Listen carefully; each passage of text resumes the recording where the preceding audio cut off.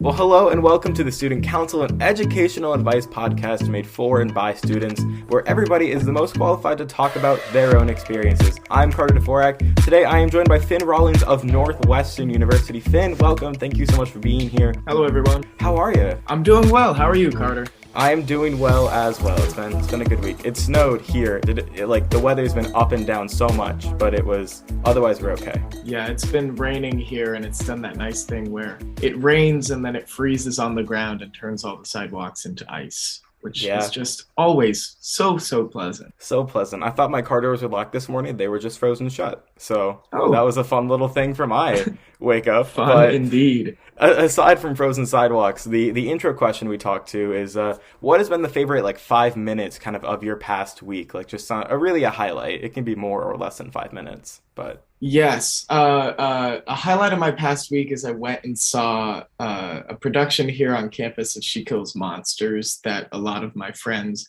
were both in and were on the production team for, directing, producing, doing fight choreography for. And it's one of my favorite things on campus when I'm already friends with somebody, but I haven't really seen them in an artistic setting. And then getting to see them really flex their stuff and do what they do best it's a very emotionally fun experience, because it's like, wow, I already have so much love and enjoyment for you. And also, holy crap, I didn't know you could do that as well. So yeah, seeing that production was just another one of those fun experiences where it was like, wow, you guys are pretty cool. It seems pretty cool. I'm just looking at the pictures right now. I had not heard of this. This looks incredible. This looks awesome. Yeah. Yeah, and I definitely relate to that experience of for me, it's a lot more seeing friends in high school productions of things that I've always it's just such a different side to people when you can see someone really act or give it their stuff. There was a kid who, she actually left our high school sophomore year to go to, I'm blanking on the name, but a really fancy private art school, but she played Ursula in the Little Mermaid production, and it was just nuts to see her act and sing and pull it off in a way. I'm like, oh wow, it was incredible. And so yeah, it's a really fun thing to see. I completely relate. Yeah. So getting into Northwestern stuff, first and foremost, I found about you from Northwestern's The Blackout, which I found from researching Northwestern, and it only added to my just utter love. But talk me through, what is The Blackout, and you're the host of it as well, which is really cool. So how did that come to you, to hosting, and just kind of what is this thing? Yes, so The Blackout is Northwestern's premier late night comedy style program. In the style of late night comedy TV. So Jimmy Fallon, Conan O'Brien, that style of show. And the show emerged in the early 2010s through some RTVF students. And ever since, we have been producing one live show every quarter here at Northwestern that is then live streamed and put online. And we have guests and musical acts and sketches that are produced throughout the quarter that all culminate into this live show with a host, which is the role that I am currently serving as. So the entire show is a combination of a lot of work throughout the quarter, from producers, sketch producers, people who are out filming around 5 or 6 sketches every quarter. There's a writer's room who helps come up with those sketches and the monologue and the live bits throughout the show. And then, like I said, both the musical guests and just live show guests. It's so cool. I recommend, it's all on YouTube. Find their YouTube channel, look at it. I'll link it and everything here too. But it's so fun to see and so cool to see. And I love seeing it done by college students. And I feel it's weird to say young people as a young person, but it's fun to see just this fun and cool and cool, just young sense of these sketches and this take on late night. And it's such a great show. Right. It's interesting from my standpoint, late night being such this old men's club of Johnny Carson or Conan O'Brien. Not to call Conan too old, but he frankly is. Yeah. And it's interesting to see sort of this art form that is so traditional and has such a mainstay and long time standing American tradition sort of being wielded by young college students, and seeing how we can play into that form or sort of bounce off of it and take our own direction with it. It's super interesting to interact. It is. I feel like one thing I noticed, there's so much more energy in like like in some blackout stuff compared to like, yeah, like it is really an old men's club. Like I was looking up like Jimmy Fallon is almost 50 and I'm like, goodness Yeah. gravy. But like I don't feel like any of them could jump into a shopping cart and scream underlay in the way that you did in that Northwestern. Like I don't think any of them could really do that. So it just really shows what it can be done in the hands of college students. Yes. More on Northwestern and stuff. Actually, quickly back to hosting and blackout. So I found your Sure. website when I was looking you up, like your like the high school one, and it seems like you've just had a really long history of like drama and theater and hosting and like morning announcements. I am going to steal that salad dressing spirit week idea. I'm just going to be fully upfront with you. I'm going to just take that and run with Go it. for it. Go for it. I give you my blessing. I appreciate that. Thank you. But like, so with that, has hosting and that kind of stuff always been things you've been into? Like, did you always kind of want to like take on a role like hosting when you went to college in Northwestern? Yeah, so looks like we might get into it a little bit later about Northwestern and majoring in film and things like that. But early in my high school experience, I was really drawn to the theater side of things. And then throughout some sketch comedy clubs, I discovered my love for writing and also being in the things that I'm writing. And I found out about the blackout in a similar way, just researching Northwestern and being a huge fan of late night TV and sketch comedy. It seemed like something that I really wanted to do. And I set hosting the blackout as a goal for myself. And I don't want to sound braggadocious at all, but I did by happenstance achieve the goal a bit earlier than I thought I would. Going into Northwestern, I was like, okay, yeah, this is something we'll try for by senior year. And then on a fluke, I just applied and got the job, which I'm very, very grateful for. And it's been a hell of a time. And I am looking forward to continuing my work with the blackout even after I am the host. But to circle back more towards your question, yes, I think that being a host in this capacity has been something that I've been striving for a while. Awesome. Yeah. And then jumping back to more into that Northwestern and film. So like what Sure. drew you to Northwestern specifically? And then you are majoring in film and history and some acting in there too. But like kind of how did that lead you down those paths? Film and history seems like an interesting combination too. Like is there, I guess, just much crossover there, but like kind of just what brought you to Northwestern? What brought you more like into those majors really? Sure.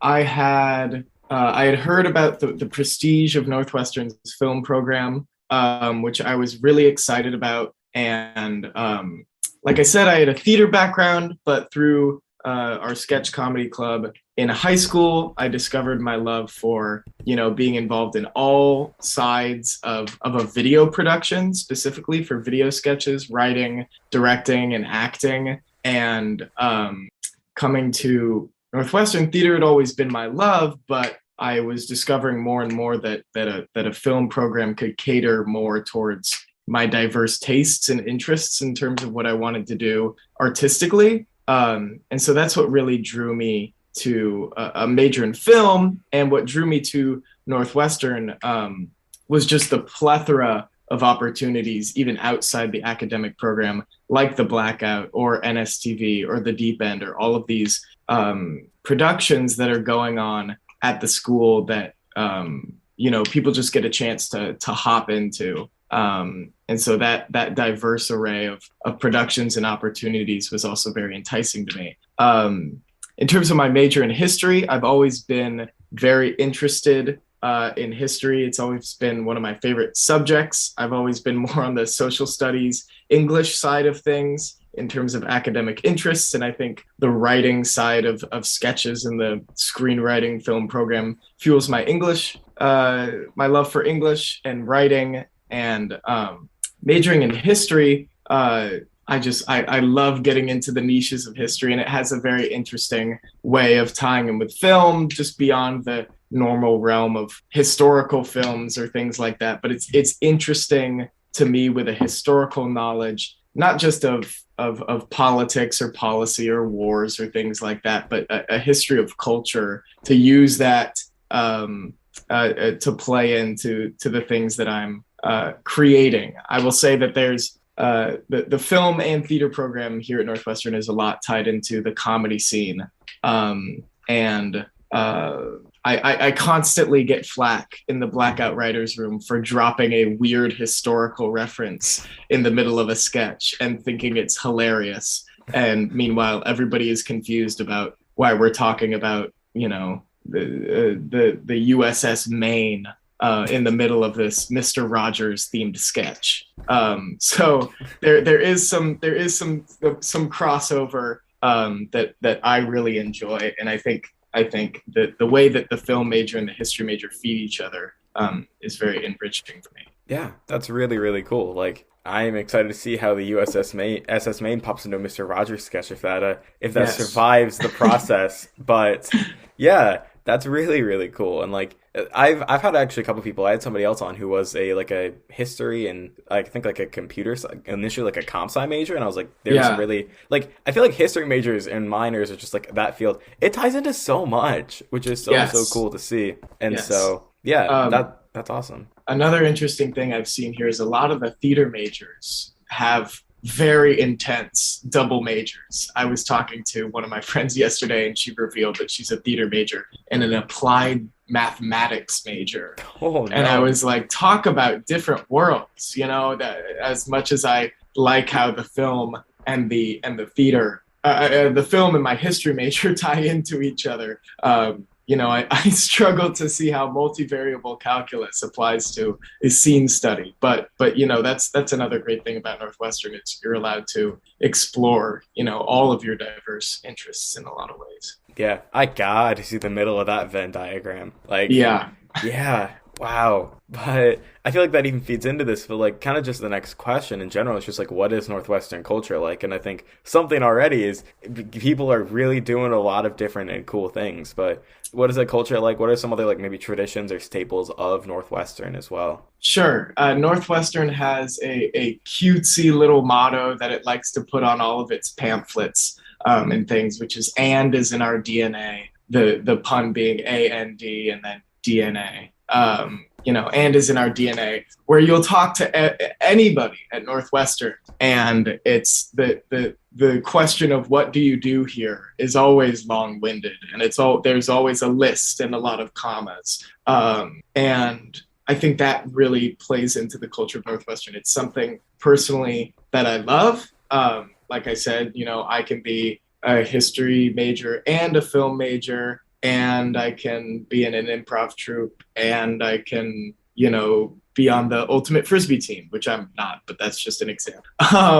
And you know, somebody can be a theater major and be taking a multivariable calculus class. And so I think the culture here of and is really special because there are there's certainly such a thing as the superfluous and of, you know, maybe trying to pad your high school experience to look good for a college where you're taking in all of these ands and I do this and this and this and this just to look nice. But I think after settling at Northwestern, I think everything that the people are doing here, as various as that may be, it's really deep, and everybody's true interest in it is deep and true. And see, now every time I say and, I can't help. There's a hyper awareness. There's a hyper awareness now. I think there's a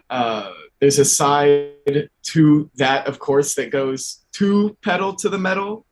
There's certainly I wouldn't say a prevalent. I'd say that culture is prevalent, and I think it can lean towards overextension at sometimes. I think there's a pressure, both internal and external, to always be doing more at Northwestern. And, you know, like I said, I can really admire it, but I've also seen, you know, some people get too far into it. And I think it's one of those things. I don't want to get too pithy here, but it's one of those nice things that, you know, of course, has its side where you can take it too far. And so I think that's albeit a sort of negative side of it, I don't think that I can mention the and culture of Northwestern without discussing it. I feel like that would be a bit unfair. But in terms of other traditions at Northwestern, I think everybody,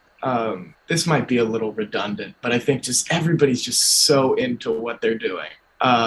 It's super cool to just be at I was at a social gathering and we were talking about film, and I just turned to somebody next to me and asked, what do you do? And she said that she was currently in a class in which she was designing a pressure monitor for people's ankles who were in physical therapy for their doctors to monitor how much pressure was being put on their ankle. And then she was also taking like a storytelling class. And so, just going that's the culture of but just like everybody is doing something super deep and meaningful at all times. And everybody's also super excited and eager to share about it, which is something that's super awesome to hear about.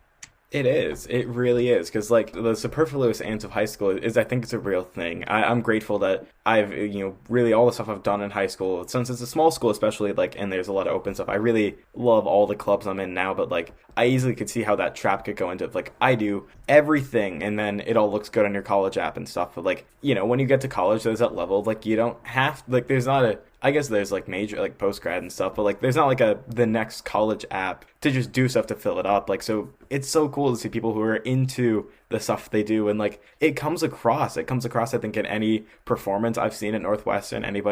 We were unknowingly in the same Something Rotten show, and like everyone acting just seemed so into it and so like yes, happy to be there. And I just think that's such a cool thing to see everyone on campus. Like, I went on the tour like back in December, like the tour guys just seemed like happy to be there. Like everyone just seemed really into what they did, and I think that is so cool. Yeah, certainly. I think everybody's also very supportive of the arts here, which is something that I really like. I've been in just multiple lines for productions or things like that, and oftentimes, I'll overhear somebody say, "Yeah, I just saw the poster and figured I'd show up," which is cool. Like it's not just I'm here to see a friend. People love to go out and engage in the arts and in the sports games and everything.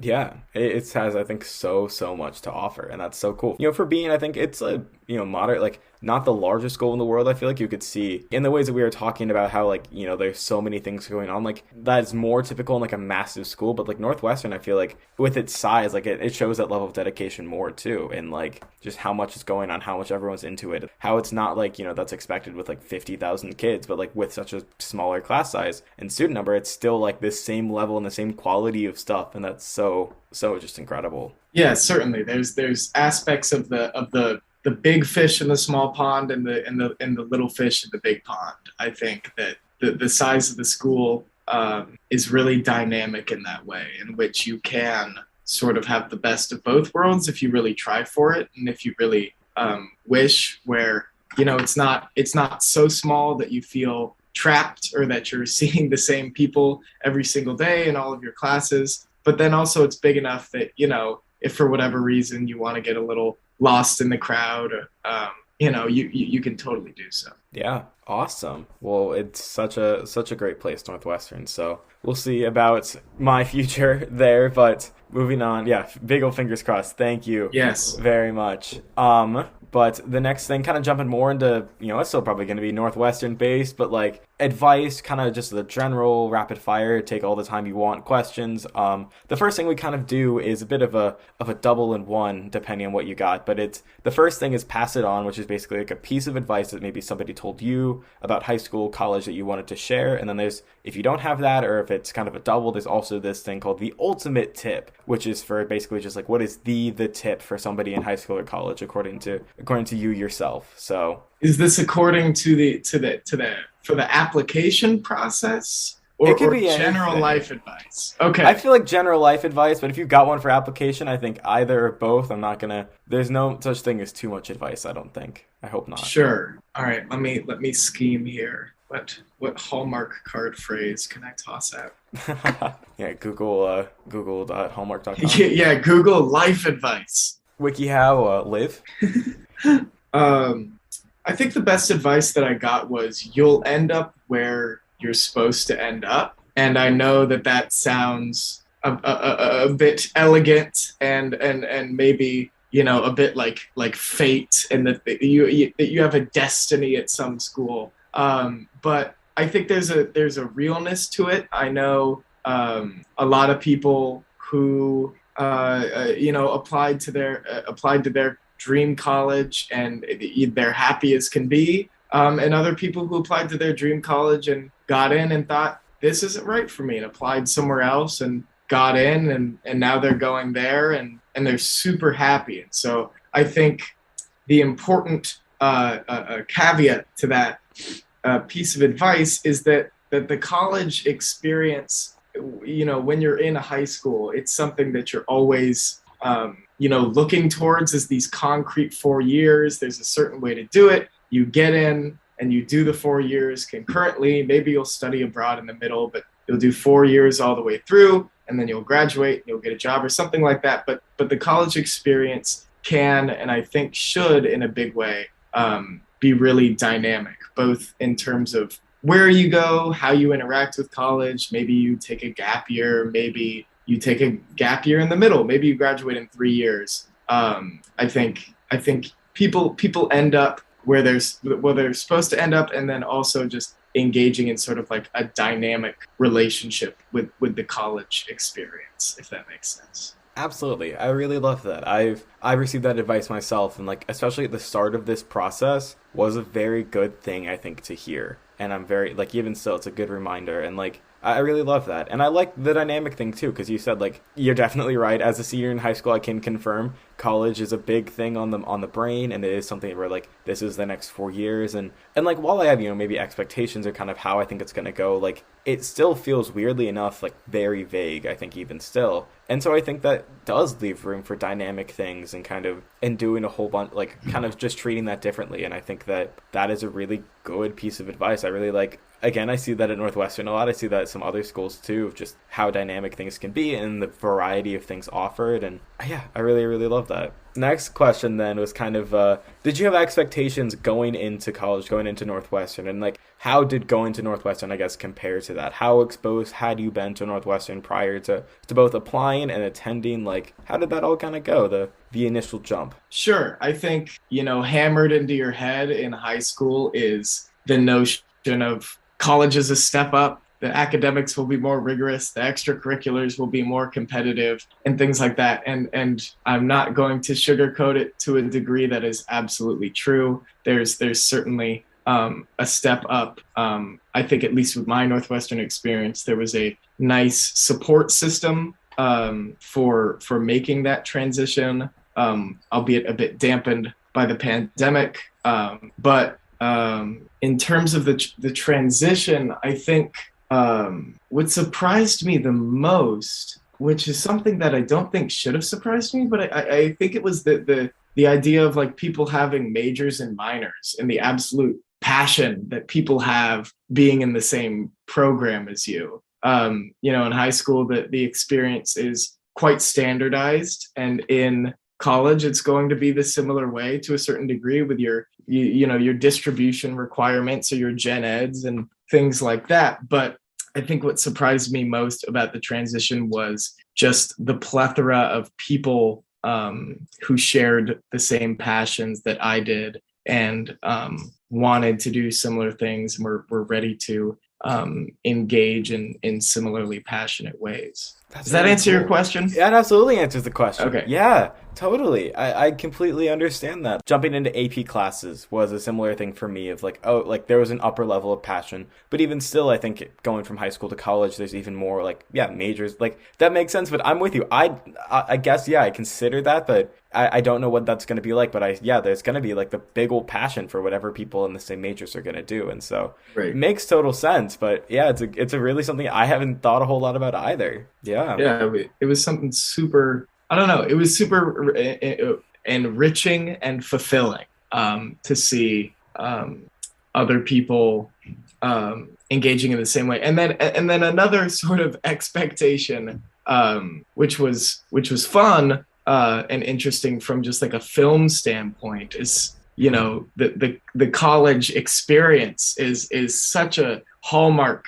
in film with Animal House or what was it, Bad Neighbor with Seth Rogen and Zac Efron. I forget Something like that. Is something it? in that realm. Yeah. I think I'm combining Bad Grandpa, or maybe it was just I Neighbors. think it is just Neighbors. I've seen like a quarter of that movie at a grad party, but I think Yeah, so. Yeah. yeah, and so there's just such this common pop culture notion of college, and I think Northwestern is a departure from that in a lot of ways, and it's just interesting to see which ways, obviously, different colleges are going to be different, but it was super interesting to see ways in which the actual experience, both adhered to or departed from, the pop culture notions that a lot of high schoolers have of the college experience. Interesting. Yeah. I've always heard Bob Hall as like the Animal House part of Northwestern.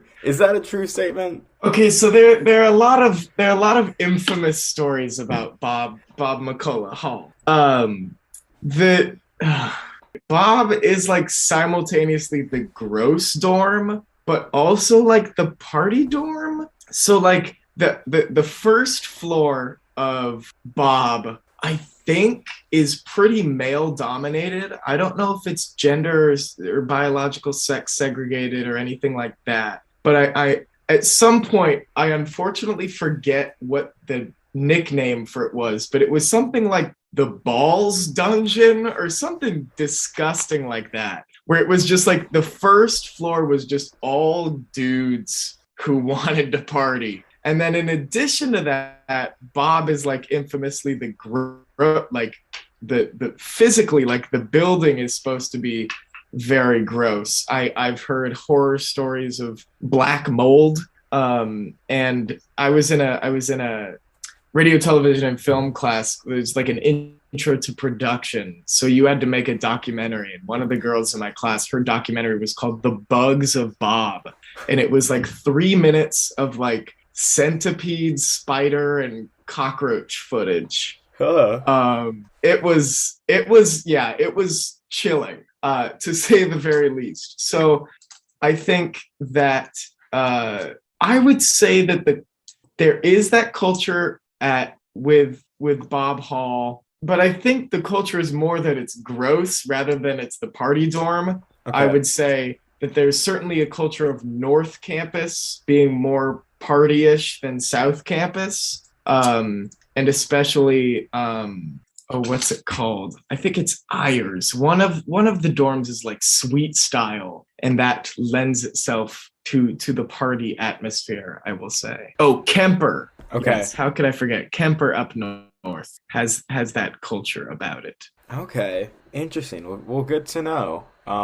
Always interesting to hear. Like, I can remember, I think in one of my earliest Northwestern research things, they talked about Bob and some of the stuff going on there, and I was just like, huh. So, always curious. Mm-hmm. Shifting back a little bit from college to high school, I do wonder, like, do you have a moment or a Sure. memory from high school that you just still think about that, like, still kind of comes to mind? Yes. My junior year, I was in the Addams Family musical. And it was a super great experience because all of my best friends, we were all in one cast and we were all playing family members. And so it was a rambunctious crew. And our closing performance, the musical starts with an overture, and then this curtains open and the whole family is on stage. And I remember just the curtain opened and the audience just burst into applause. We hadn't done anything at all. We were just standing there. And, of course, my ego was like, oh, yeah, this is the moment. And of course, looking back, it's ridiculous because it was literally a high school musical. But that moment was sort of the pinnacle of that experience. So it's something that I still think about. That's really cool. Who did you Yeah. play in the Addams Family? I played Gomez, where yeah, I played Gomez, and the director was like, are you willing to dye your hair black? And I was like, yeah, of course. And then he ordered the fake mustache, but then ordered it brown instead of black. So he was like, instead of ordering a new mustache and dyeing your hair, let's just have you not dye your hair and wear a brown mustache. It was a whole thing. I don't even know why that story is relevant, but now you know it. Now we know. Getting Yeah, all the juicy deets. So, exactly. yeah. Really, one of the last couple of questions I've got here is, what Sure. would you tell either freshman you in high school or freshman you in college, and or? Hmm. I think I would tell my freshman self in high school to just lean in terms of, give everything a try. If an opportunity presents itself to try something new, lean into the new, lean into to good experiences, because I think the wealth and diversity of things that I tried in high school really led to what I'm doing now in college. And I think what I would tell my freshman year self in college is, ooh, this can be fun. What I would tell my freshman year self in college is lean back. Ooh. Lean back. Sort of an opposite. I think I came into Northwestern post pandemic just rip raring to go, ready to jump in and do everything and give it a try. And I think that excitement helped me in a lot of ways, but it was also a lot for both me and the established clubs on campus, who were like, this kid's really doing too much. So I think that's a personal experience of mine. To all you listeners, I'm not saying that will happen in any way. I actually expect it not to. But I would tell myself to sort of lean back, ease into the pool, dip your toes in, just get in slowly and get yourself situated. Because I think, as beneficial as my time in high school was, trying to do everything, I forgot that I had to build up to that point. And so trying to face the college atmosphere and situation from that same mentality was sort of a belly flop moment where, I just, it was like the wall hit me, and I didn't really get a chance to ease in, which I think I eventually took a step back, leaned back, and eased in. But yeah, I think I would tell myself to do that. I like that. I like the parallel structure of that. And Sure. yeah, I have to think a lot in AP Lit terms now because of the class. Mm-hmm. So I have to kind of use them on a daily basis. I'm contractually obligated. But Sure. Is the yeah, exam coming up? it's in like May. It's May 4th. So Okay. I'll have to wear like a Star Wars t-shirt and be like, all right, here we go. Yes. But yeah, I know that because I had to write a definition of like a word, and I think it was like a eulogy, and you had to like put a little picture, and so I drew a little gravesite, and on one of the graves I just put May 4th, 2022. Yeah. And from that on, I've known the exam date, so it's like up in our little classroom. It's a little, hopefully motivational. I hope it's going the right Yeah. way. Yeah, In a beautifully dark way. It's exactly. motivational. Yeah, and I think I'm a lean inner as well. So just so it's like you good advice. Like I'm wondering, I'm like, how's it gonna go? Like especially Northwestern, right? I think I had to put on my I think on my application I ran over word count on the Why Northwestern essay because I put all the things I wanted to join, and I was like, I have to cut these. Yeah. Like slim down the app because otherwise they're not gonna read it. They're gonna say it's too long. So like I think lean in or kind of ease in college is a good piece of advice. And I would honestly, yeah, lean in high school is great. I was a new kid freshman, so I leaned into everything to try and get friends. And Yeah. I just was like, I mean, it's just like, thankfully, I think my mom was the one like, you should go try like all the club, not all the clubs, but like do Quiz Bowl and stuff. And like, I absolutely fell in love with Quiz Bowl and other clubs in the high school as well. So awesome. Yeah.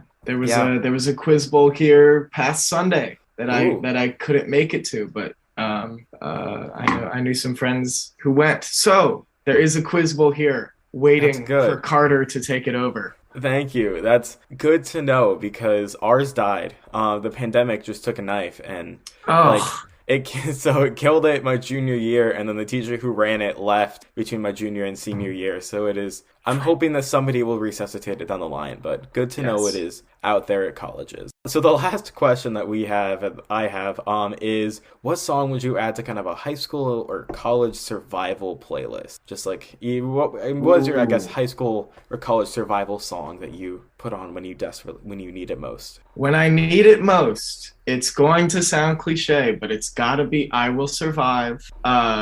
But not by Gloria Gaynor, not the original disco version, the version by Cake. And just from my musical background, I really like the guitar in the bass line on that song, and the singer syncopates the rhythm of the lyrics in a very strange way, making it a sort of a weird cover, but I really love it. But of course, the lyrics are the same, and the message of not going back to someone who broke your heart and surviving, of course, can easily be supplanted on or I guess transplanted. I don't even know if supplanted is a word. Maybe it is now. AP Lit, shout it out. I'll do it. Look it up, Carter. But I think it's got a good message, albeit cliche. I think that's a good song. Yeah, it really is. Surplant is the corruption of England.